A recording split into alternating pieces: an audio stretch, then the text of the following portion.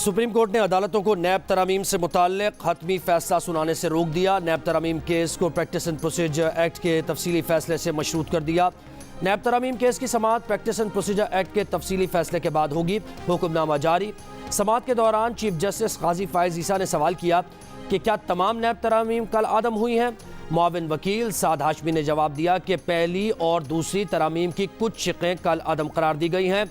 वकील फारूक एच नायक ने कहा कि 25 मई को नैब कानून में तीसरी तरमीम भी हुई। तीसरी नैब तरमीम का असर अदालती फैसले से ज़ायल हो गया है। अदालती फैसले से तीसरी नैब तरमीम गैर फार हो चुकी।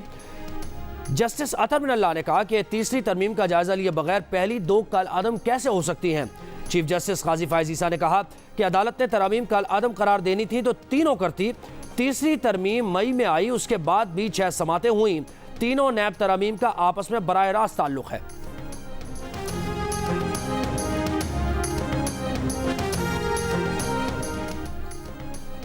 जानिबदार अरकान असेंबली को वफाकी काबीना से हटाने के मामले पर इलेक्शन कमीशन ने फैसला महफूज कर लिया। चीफ इलेक्शन कमिश्नर की सरबराही में 5 रुकनी बेंच की समाअत हुई।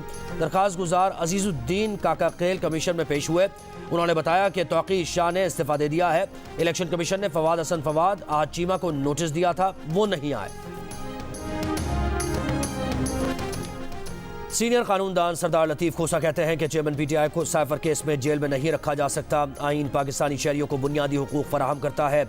सुप्रीम कोर्ट रजिस्ट्री के बाहर मीडिया से गुफ्तगू में कहा, शेख रशीद को तशद्दुद का निशाना बनाया गया। उनके सेल में चूहे छोड़े गए और वहां मक्खियां थीं।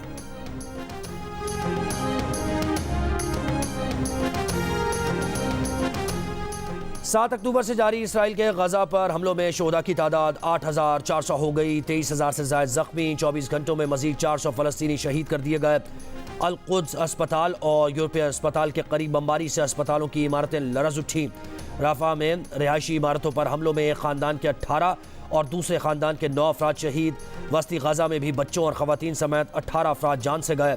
अक़वाम मुत्तहिदा के इदारा बराए अतफ़ाल यूनिसेफ का कहना है गजा में इसराइली बमबारी से हर 10 मिनट में एक बच्चा शहीद और रोज़ाना 420 से ज़ायद बच्चे शहीद या ज़ख्मी हो रहे हैं।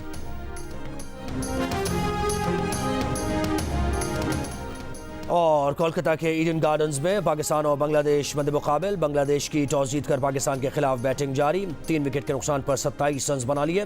पॉइंट्स टेबल पर पाकिस्तान 7वें और बांग्लादेश 9वें नंबर पर है। सेमीफाइनल में जाने के लिए पाकिस्तान को अपने तीनों मैचेस जीतना होंगे। पहले बांग्लादेश और उसके बाद न्यूजीलैंड और इंग्लैंड को भी शिकस्त देना होगी। शादाब खान को तिब्बी मुआयने के बाद मेडिकल पैनल के मशवरे पर आराम दिया गया है।